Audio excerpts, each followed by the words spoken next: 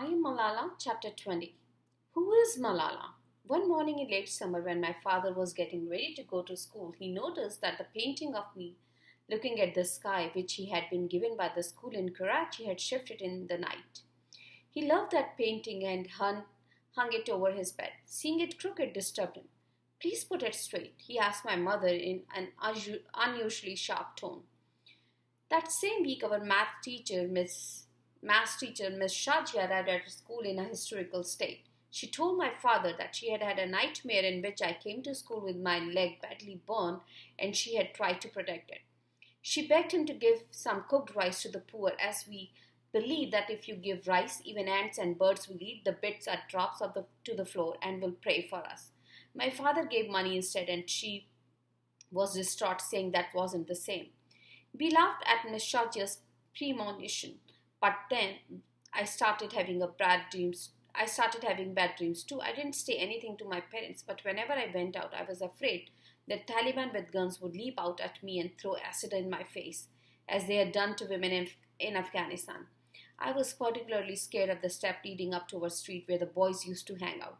Sometimes I thought I heard footsteps behind me or imagined figures slipping into my shadows. Unlike my father, I took precautions. At night, I would wait until everyone was asleep. My mother, my father, my brothers, the other family in our house, and my guests we all had from our village. Then I would check every single door and window. I would go outside and make sure that the front gate was locked. Then I would check all the rooms one by one. My room was at the front with lots of windows, and I kept the curtains open. I wanted to be able to see everything, though my father told me not to. If they were going to kill me, they would have done it in 2009, I said, but I worried someone would put a ladder against the house, climb over the wall, and break it through a window. Then I would pray. At night, I used to pray a lot. The Taliban think we are not Muslims, what we are. We believe in God more than they do, and we trust Him to protect us. I used to say that Ayat al-Kursi, the words of the throne from the second surah of the Quran, the chapter of the cow. This is a very special verse and believe that if you say it 3 times at night, your home will be safe and from shayateens or devils. When you say it 5 times, your street will be safe and 7 times will protect the whole area. So I would say it 7 times or even more. Then I would pray to God, bless us, first our father and family, then our street, then our whole mahalla, then all sort, and then I would say no, all Muslims, then no, just Muslim, bless all human beings. The time of year I prayed most was during exams. It was the one time when my friends and I did all 5 prayers a day like my mother was always trying to get me to do. I found it particularly hard in the afternoon when I didn't want to drive away from the TV. At exam time, I prayed to Allah for high marks, though our teachers used to warn us. God won't give you marks if you don't work hard. God showers us with His blessings, but He is honest as well. So I studied hard too. Usually I like exam as a chance to show what I could do, but when they came around in October 2012, I felt under pressure. I did not want to come second to Malika Noor against as I had in March. Then she had beaten me by not just 1 or 2 marks, the usual difference between us, but by 5 marks. I had been taking extra lessons with Sir Amjad, who ran the boys' school. The night before the exam began, I stayed up studying until 3 o'clock in the morning and reread an entire textbook. The first paper on Monday, 8 October, was physics. I love physics because it is about truth, well determined by principles and laws, no messing around or twisting things like in politics, particularly those in my country. As we waited for the signal to start exam, I recited holy words to myself. I completed the paper, but I knew I had made mistake for filling in the blanks. I was so cross with myself, I almost cried. I was just one question worth only 1 mark, but it made me feel that something devastating was going to happen.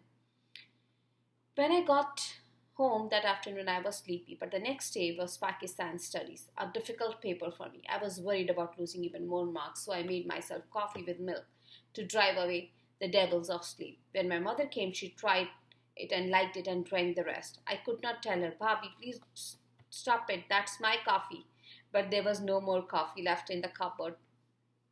Again, I stayed up late, memorizing the textbook about the history of our independence.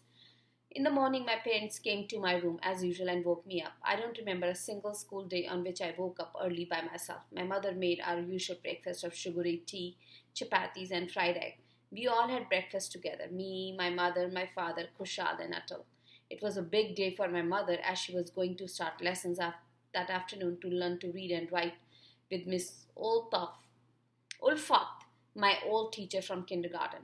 My father started teasing Atul, who was 8 by then and cheekier than ever. Look, Atul, when Malala is Prime Minister, you will be her secretary, he said. Atul got very cross. No, no, no, he said. I am not less than Malala. I will be Prime Minister and she will be my secretary. All that banter meant I ended up being so late, I only had time to eat half my egg and no time to clear up. The Pakistan study paper went better than I thought it would. There were questions about how Jinnah had created our country as a first Muslim homeland and also about the national tragedy of how Bangladesh came into being. It was strange to think that Bangladesh was once part of Pakistan despite being 1,000 miles away. I answered all the questions and was confident I had done well. I was happy when the exam was over, chatting and gossiping with my friends as we waited for Sheikh Muhammad Baba, our school assistant, to call us when the bus arrived. The bus did 2 trips every day, and that day we took the second one. We liked staying on at school, and Muniba said, as we are tired after the exam, let's stay and chat before going home. I was relieved that the Pakistan study exam had gone well, so I agreed. I had no worries that day. I was hungry because we were 15, we could no longer go outside to the street, so I got one of the small girls to buy me a corn cob. I ate a little bit of it and then gave it to another girl to finish. At 12 o'clock, Baba called us over the loudspeaker. We all ran down the steps. The other girls all covered their faces before emerging from the door and climbed into the back of the bus. I wore my scarf over my head, but never over my face.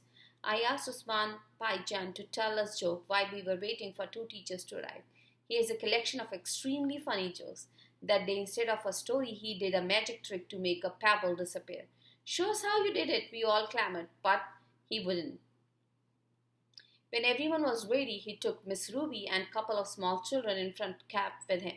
Another little girl cried, saying she wanted to ride there too. Usman Bhai Jan said no, there was no room.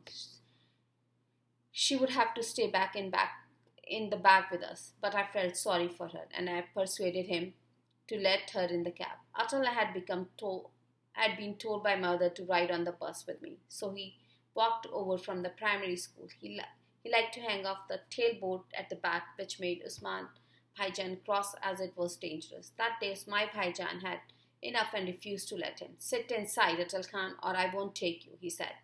Atal had a tantrum and refused, so he walked home in a huff with some of his friends. Usman Bhaijan started the Diana and we were off. I was talking to Muniba, my wife's nice friend. Some girls were singing. I was drumming rhythms with my fingers on the seat. Muniba and I liked to sit near the open back so we could see out. At that time of day, Haji Baba Road was always a jumble of colored rickshaws, people on foot and men on scooters, all zigzagging and honking. An ice cream boy on a red tricycle, painted with red and white nuclear missiles, rode up behind waving at us until a teacher showed him a way. A man was chopping off chickens, had the blood dripping into the street. I drummed my finger, chop, chop, chop, drip, drip, drip. Funny, when I was little, we always said Swatis were so peace living it was hard to find a man to slaughter a chicken.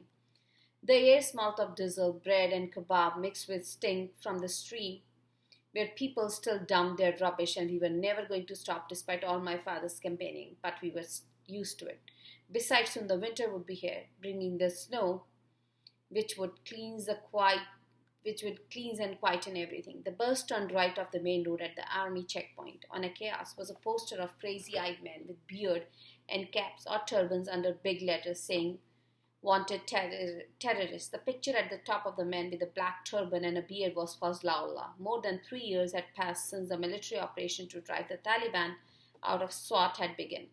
We were grateful to the army, but couldn't understand why they were still everywhere in machine guns, nets, and roof and managing checkpoints. Even to enter our valley, people needed official permission. The road up the small is usually busy as it is shortcut, but that day it was strangely quiet. Where are all the people? I asked Moniba. All the girls were singing and chatting, and our voices bounced around inside the bus. Around that time, my mother was probably just going through the doorway into our school for her first lesson since she had left school at age 6.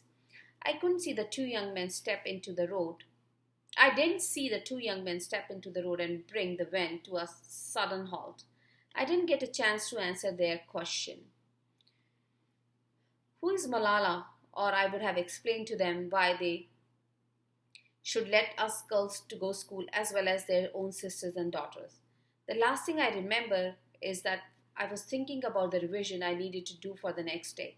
The sound in my head were not the crack, crack, crack of 3 bullets, but the chop, chop, chop, trip, trip, trip of the men severing the heads of chickens and them dropping into dirty steam one by one.